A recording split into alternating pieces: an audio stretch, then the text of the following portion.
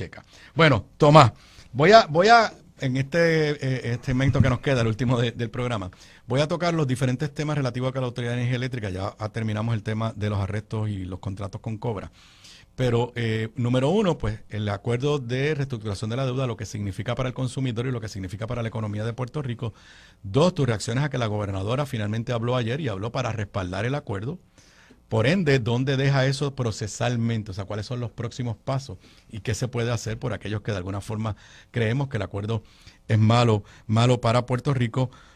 Íntimamente relacionado, porque todo está vinculado al acuerdo, porque ese es el futuro de la autoridad. ¿Qué está pasando con las aportaciones que tiene que hacer la autoridad al sistema de retiro de los empleados de la Autoridad de Energía Eléctrica? Y hasta donde tú sepas, por dónde anda el supuesto proceso de modernización y o privatización de la autoridad. Te di ahí una ensalada para que tú lo organices como tú creas, en representación de nosotros los consumidores en esa junta. Pues mira, primeramente es importante, como dije al final de nuestra conversación, hay una serie de leyes, como es la ley 141 de agosto de este año, que de su faz todos los documentos de una corporación pública son públicos y tienen que ser por ley accesibles a todas las personas. La ley 159 del 2013, que obliga a todas las entidades públicas a de manera prioritaria, no una reunión secundaria transmitida por la web después que se discuten cosas importantes de manera privada, no, de manera prioritaria. La reunión principal de todas las juntas de gobierno debe ser transmitida por la web, sí, por internet. Y después si hay un asunto de una excepción que se menciona en la ley, que tiene que ver con la ley IPA, negociaciones con las uniones o cualquier cosa específica de una persona, de un empleado específico, se haga un disclosure, un Castilla la Vieja, ¿no? Un disclosure a viva voz de que se van a tratar algunos temas privadamente.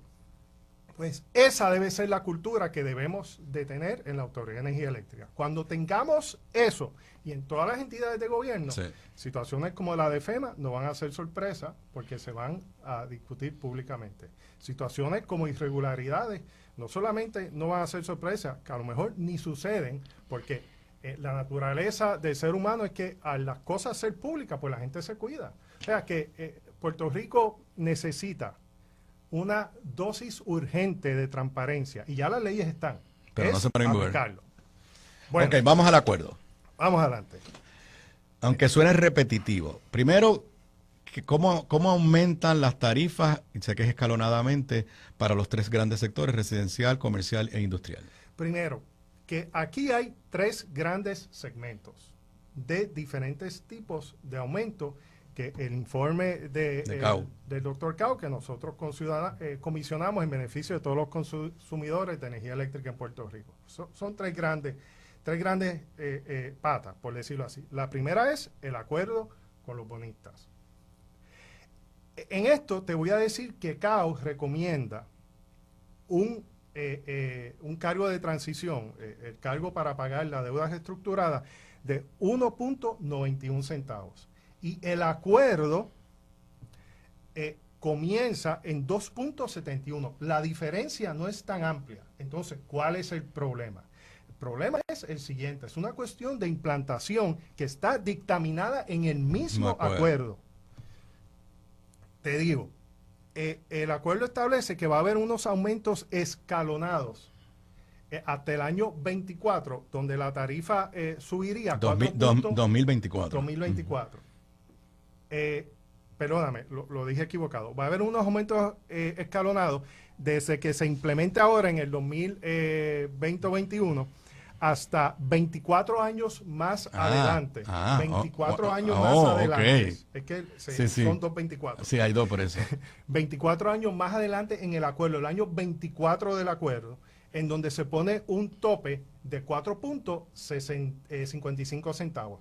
Esto implica... Pero ese es el aumento para pagarle a los bonistas. Para pagarle a los bonistas. Pero ese es el problema, la implementación. Porque tanto la propuesta de CAU de 1.91 como en donde empieza en aumento en 2.7 están bien cerca. El problema es que aumenta en un 63%.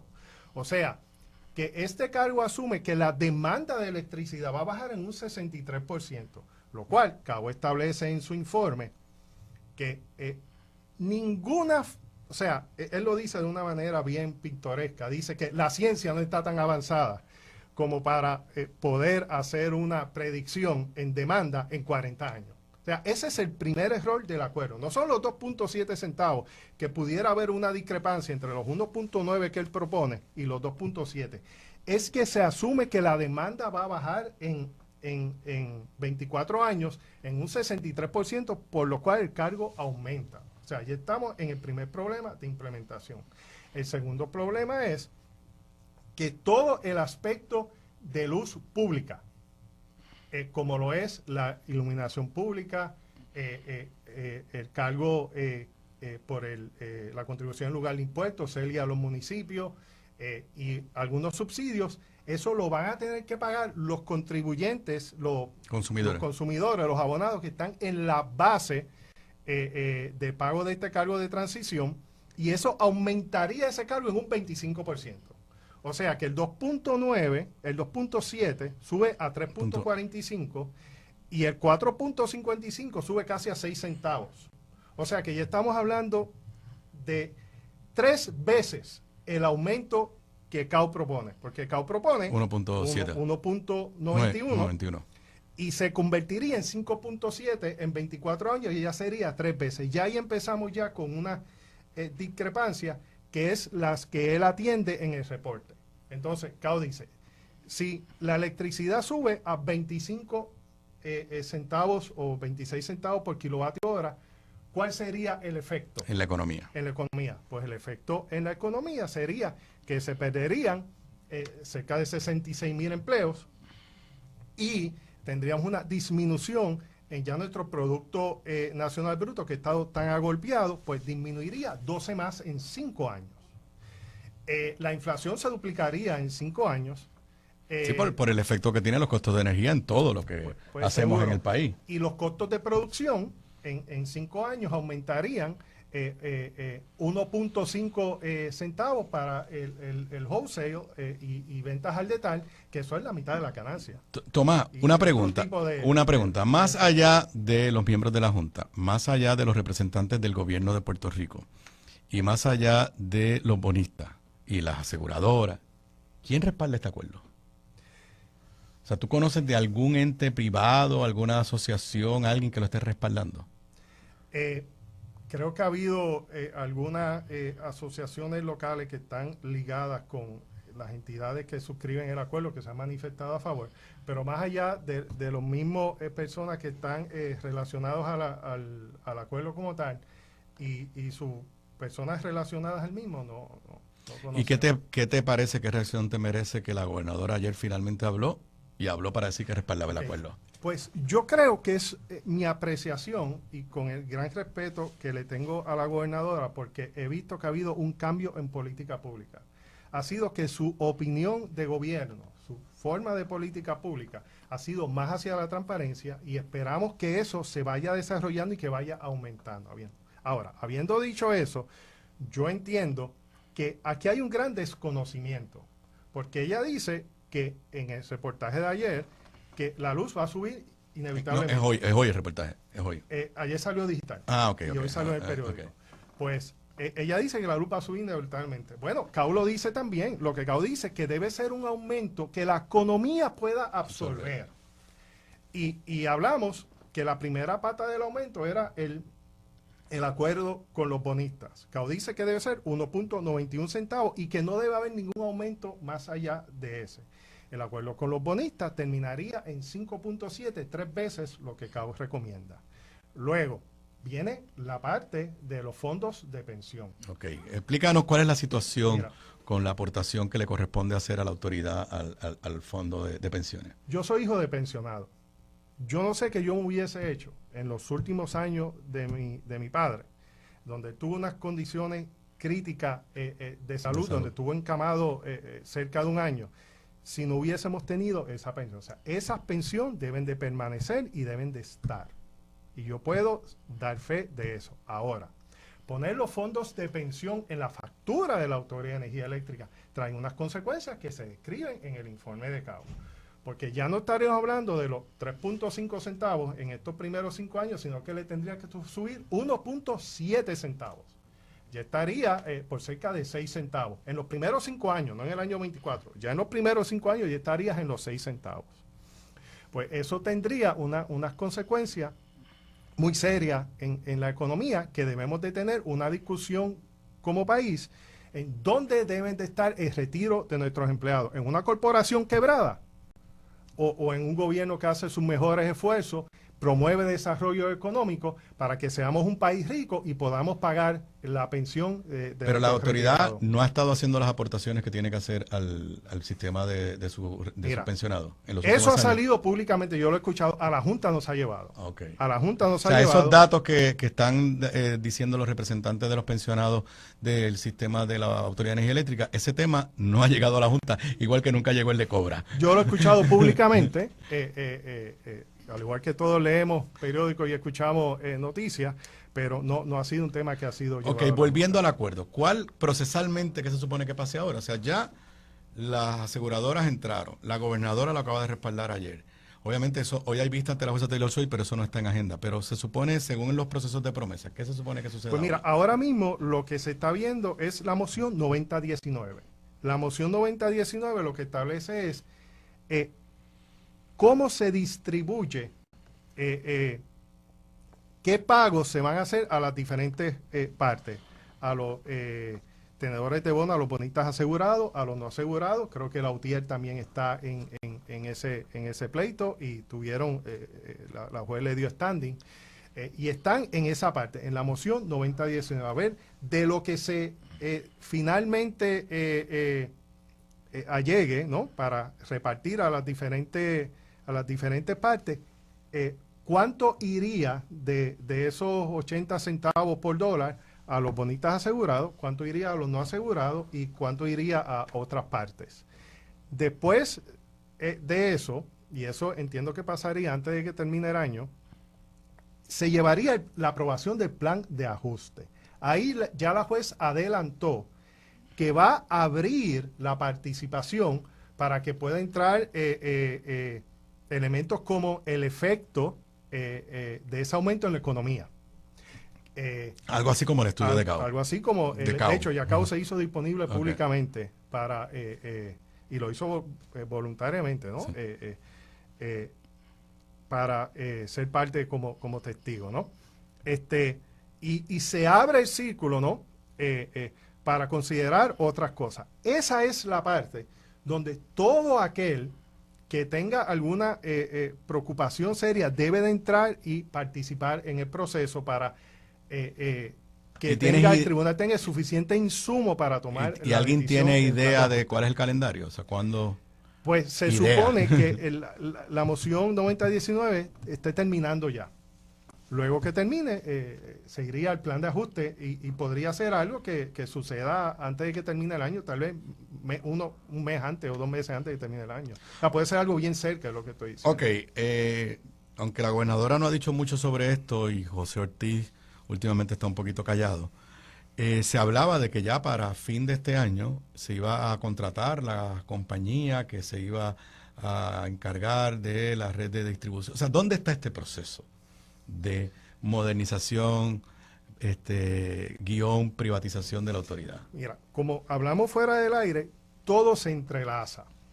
O sea, el mismo CAO, el doctor Ramón CAO, cuando hace el estudio, plantea lo siguiente: si tanto la Autoridad de Energía Eléctrica y AFAF y los bonistas en el acuerdo plantean que este cargo de transición hay que subirlo un 63%, porque la demanda va a bajar un 63%, ¿quién va a estar interesado en una corporación que su demanda va a bajar en 24 años 63%? O sea, que vemos que de por sí el acuerdo tiene unos errores de su faz que impactan hasta la misma privatización de la autoridad, porque se quieren proteger tanto en este acuerdo, quiere haber unas protecciones tan y tan altas que hacen a la misma autoridad poco atractiva, y eso está en el informe, o sea, se puede leer, poco atractiva para cualquier concesión que se pueda hacer en el futuro, y aún para vender energía. Pero el proceso sigue. Seguro, y según la ley 120 se debe tomar una determinación ahora en septiembre de quién va a ser por lo menos, quién sería uno de los finalistas, ¿no? O la persona seleccionada en términos de la concesión. Luego de eso, la Comisión de Energía tendría que dar un certificado de que se cumple con la ley 17, con la política energética de Puerto Rico. Y por ahí pues seguiría. ¿Y a ustedes en la proceso. Junta los mantienen informados de cómo van esos procesos o les van a llevar el paquete planchado para que simplemente actúen como sello de goma? Y te lo digo con mucho respeto, yo sé que tú no eres así, pero es que tristemente así es que y es una tragedia porque se suponía que se había hecho una reforma al final del cuatrienio pasado para la composición de esa junta, para que fuera una junta de verdad profesional, autónoma, y ahora mismo pues está llena de funcionarios de gobierno, que es una negación al principio que se quería adelantar. No, y hay miembros independientes también, pero lo que hemos visto es que el nivel de diligencia, y tomo como indicador el acuerdo con los bonistas. O sea, si no hay ningún acuerdo, si no hay ningún estudio, ¿cómo se pudo haber aprobado ese acuerdo sin ningún estudio que lo sustentara? Más allá de decir que se va a implementar un síndico, si esto no se hubiese aprobado, pues verdaderamente yo creo que luego de este verano el gobierno de Puerto Rico tiene que sufrir un cambio, no solamente con la transición de la salida del gobernador Rosselló a la gobernadora Vázquez, sino que ahora todo funcionario público siente la presión, y la debe de sentir cada vez más, de cumplir tanto con su deber de fiducia y diligencia.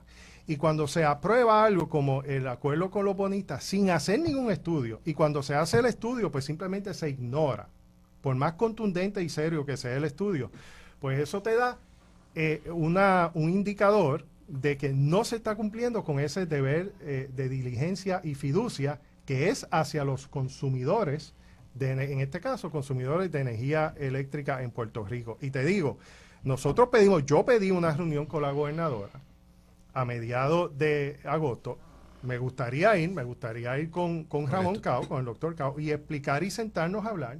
Oye, más allá... ¿Y no has tenido respuesta todavía? No hemos tenido respuesta, pero nos gustaría sentarnos en una conversación honesta, como planificador licenciado que soy, como ingeniero licenciado que he sido por 32 años, para hablar honestamente de este tema. Una última pregunta, ya se nos acaba el tiempo. Hace unas semanas atrás, unos miembros de la Junta hicieron un planteamiento público y no sé si presentaron algún tipo de querella. O sea, tú estás allí en representación de los consumidores en virtud de la ley, tienes un término de 5 años. Correcto. Pero yo interpreté que están tratando de alguna forma presentar una querella para sacarte de la Junta. ¿Qué ha pasado con eso? Pues seguro, y resumo, el 15 de abril, los 4 miembros independientes de la Junta, del cual uno de ellos ahora es el presidente de la Junta, el ingeniero Crail, y 3 miembros más que son personas bien reconocidas en Estados Unidos. El punto es que tú puedes estar bien reconocido en Estados Unidos, pero a lo mejor no tienes las herramientas para trabajar aquí en Puerto Rico, porque no conoces el marco y las consecuencias que puede tener en Puerto Rico todas estas cosas que se están aprobando. Pues 3 miembros adicionales de Estados Unidos, que es el miembro Owens, el miembro Bailey y el miembro Poe, más el presidente de la Junta, el 15 de julio, presidente de la Junta actual, que no lo era en aquel momento, escribieron una carta ética a la oficina de ética, planteando lo siguiente, que yo hablaba mucho con la prensa, que fui al Congreso de los Estados Unidos a exponer cosas como, no tanto como representante de los consumidores, sino como director del instituto el cual dirijo, que me recuso, ¿cómo es en español el término? Sí, recusar. Me recuso, ¿no? O sea, me abstengo de votación en los aspectos que el instituto tiene en corte, como lo es el mismo acuerdo con la Autoridad de Energía Eléctrica y los bonistas, que lo llevamos al Tribunal Federal, porque yo me recuso de eso, y que y que si yo no hago, y esto fue lo más que nos sorprendió, y que si yo no hago ciertas cosas en la Junta de la Autoridad de Energía Eléctrica, yo no cobro en el instituto.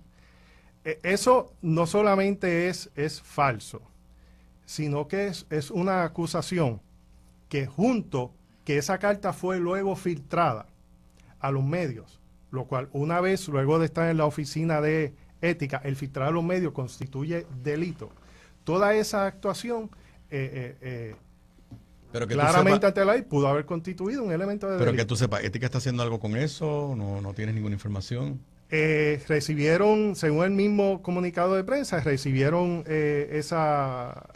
como yo lo llamo, ese maletín lleno de lágrimas, estos 4 miembros de Junta, y lo están revisando. Bueno, muchas gracias al ingeniero Tomás Torres Placa, representante de nosotros los consumidores ante la Autoridad de Energía Eléctrica.